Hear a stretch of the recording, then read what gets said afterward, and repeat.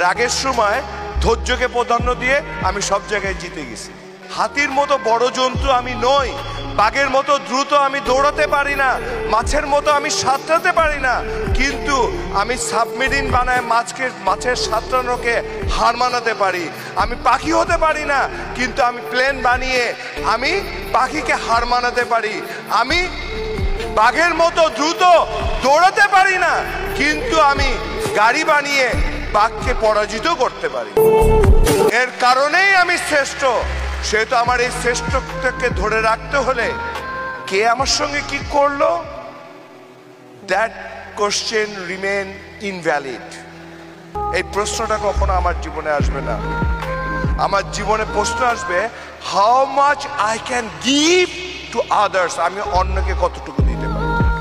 স্বপ্ন কখনো ঘুমায় দেখা হয় না, স্বপ্ন দেখতে হলে না ঘুম ভেঙে যায়। আর যাদের ঘুম ভেঙে যাবে তারাই অন্যকে স্বপ্ন দেখাতে পারবেন।